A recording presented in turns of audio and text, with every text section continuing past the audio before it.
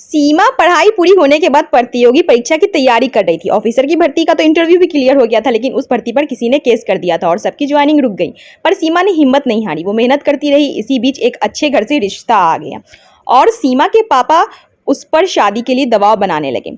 सीमा ने भी पिताजी से साफ कह दिया, पापा कुछ दिन की तो बात है, मेरे कुछ एग्जाम पास हो गए हैं, सिर्फ रिजल्ट तक रुक जाइए, बाद में आप जिससे बोलेंगे शादी कर लूँगी।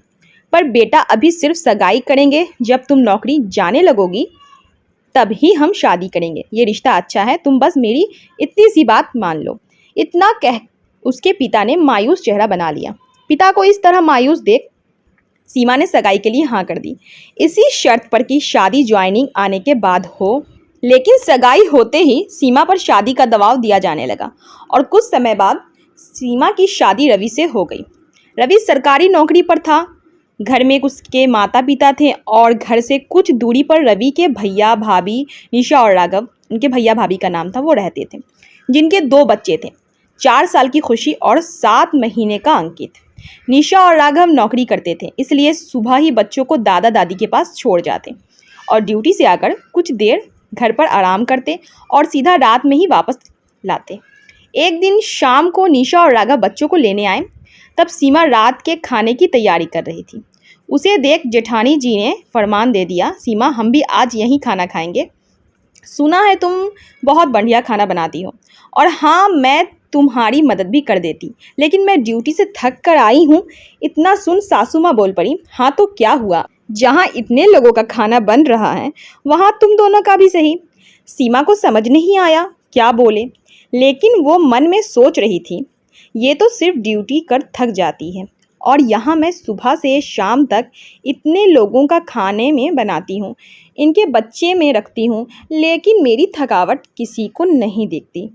इसके बाद सीमा ने सबके लिए खाना बनाया और सबको खिलाया भी। खाना खाते समय खुशी बोल पड़ी, वाह चाची बहुत अच्छा खाना है। निशा ने मुस्कुरा कर कहा, हाँ बेटा मैं सोच रही हूँ कल से तुम्हारा टिफ़िन तुम्हारी चाची से ही पैक करवा लूँ, कम से कम इसी बहाने तुम खा तो लोगी। इतना बोलते ही सासू माँ ने सीमा से कहा, बेटा कल से खुशी का टिफ़िन तुम ही बनाना, जहाँ इतने लोगों का खाना बन रहा है, एक बच्चे का और सही। सीमा ने अपने पति रवि की ओर उम्मीद से देखा, लेकिन वो चुप रहा। रात में मौका देख सीमा ने रवि से कहा, रवि दीदी दोनों बच्चों को यहाँ छोड़ जाती है, खुशी को तैयार कर स्कूल भेजने की जिम्मेदारी तो मेरी थी ही, अब उसके टिफ़िन की भी जिम्मेदारी मुझे मिल गई। अंकित अभी छोटा है, दिन में बहुत बार डायपर चेंज करना पड़ता है और बार बार दूध की बोतल बनानी पड़ती है, ऊपर से तुम्हारे भैया भाभी रात तक इन्हें लेने नहीं आते हैं और आजकल तो डिनर भी यहीं करते हैं। मैं बहुत थक जाती हूँ, तुम प्लीज़ घर वालों से बात करो। ये कैसी बातें कर रही हो सीमा, ये परिवार तुम्हारा भी है, तो तुम ऐसे करोगी तो काम कैसे चलेगा। भाभी तो ड्यूटी करती है और तुम घर पर रहती हो, इतनी मदद तो कर ही सकती हो, तुमसे ये उम्मीद नहीं थी। इतना कह रवि सोने चला गया, पर सीमा को नींद ना आई, वो रोती रही और सुबह जाकर उसकी आंख लगी। तब तक उठने का समय हो गया। वो उठी और फिर से काम में लग गई। आज सिर में बहुत दर्द था तो नाश्ते में पोहा ही बना दिया। कुछ देर में निशा और राघव बच्चों समेत आ गए और बोले, सीमा आज हम लेट उठे थे, नाश्ता यहीं करेंगे, जल्दी से कुछ अच्छा सा बना दो। पर दीदी आज मेरी तबीयत ख़राब है, इसलिए बस पोहा बनाया है, आप मुझ में कुछ और करने की हिम्मत नहीं है। इतना कह सीमा रूम में जाने लगी तो निशा बोली, अरे यार तुम तो पूरा दिन घर ही में हो, हमें ड्यूटी पे जाना है, खाना बना दो फिर आराम करना, पूरा दिन फ्री ही हो। इतना कह निशा मुँह बनाने लगी। आज सीमा से नहीं रहा गया, उसके सब्र का बांध आज टूट गया था। उसने बोला, दीदी फ्री रहने की तो छोड़े, मेरे पास खुद के लिए समय नहीं है। अभी आपकी बेटी को तैयार करूंगी, उसका टिफ़िन पैक करूंगी, उसे स्कूल बस तक छोड़ने जाऊंगी और वापस आकर सबको नाश्ता करवाना, घर में झाड़ू पोछा बर्तन सब करूंगी, और बीच बीच में आपके बेटे के डायपर चेंज और दूध बनाने का काम भी तो है। और इसी बीच खुशी स्कूल से आ जाती है, फिर उसको कपड़े चेंज करवाने के बाद लंच दूंगी, घर के काम करूंगी, फिर आपकी बेटी को ट्यूशन छोड़ने जाना, उसको लेकर आना, शाम के चाय नाश्ते से फ्री होकर आप सबके लिए डिनर बनाना।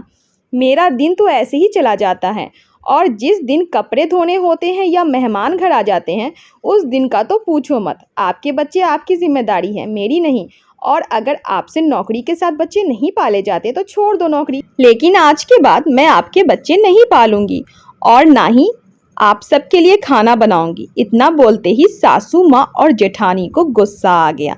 वो सीमा को भला बुरा कहने लगी। आज रवि से नहीं रहा गया, उसने भी बोल दिया, शर्म करो भाभी, मेरी बीवी आपकी नौकरानी और आपके बच्चे की आया नहीं है जो पूरा दिन आपके लिए काम करे।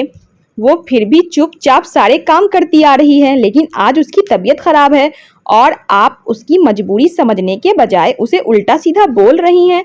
आप अपने लिए कमाती हैं, ना कि हमें देती हैं, इसलिए आज के बाद अपना इंतज़ाम खुद करें और हमसे कुछ उम्मीद ना करें। रवि की माँ बीच में बोलने ही लगी थी कि रवि ने उन्हें भी धमकी दे दी कि अगर माँ आपने आज भाभी का साथ दिया तो मैं सीमा को लेकर यहाँ से चला जाऊंगा, फिर पालते रहना इनके बच्चे और करते रहना इनके काम। इतनी बात सुन रवि की माँ डर गई, क्योंकि सीमा चली गई तो घर में नौकरानी की तरह काम कौन करेगा। इसलिए उन्होंने चुप रहने में अपनी भलाई समझी और निशा को बोल दिया, देख बहू, सच बताऊं तो मुझसे कोई काम नहीं होता। मेरे घुटनों में दर्द रहता है और घर के सारे काम और बच्चों के सारे काम सीमा ही करती है और उसने कभी कोई शिकायत भी नहीं की। और मैं भी तो तेरे कारण उसे कुछ ना कुछ कहती रहती थी। तू घर के 4 कदम की दूरी पर रहती है, लेकिन आज तक तूने हमें ना तो कभी खाना खिलाया, और रही बात तेरी नौकरी की, तो तेरे कमाऊ होने की तो सारे पैसे से हमारा घर नहीं चलता, घर रवि की कमाई से चलता है। अब तू अपना इंतज़ाम खुद कर और हमें कोई उम्मीद मत रखना। अब निशा ये सोच कर ही डर गई कि वो सब अकेले कैसे करेगी, इसलिए उसने घर वालों से और सीमा से माफ़ी मांगी। सीमा ने माफ़ तो कर दिया, पर उनकी किसी भी प्रकार की मदद करने से साफ इनकार कर दिया।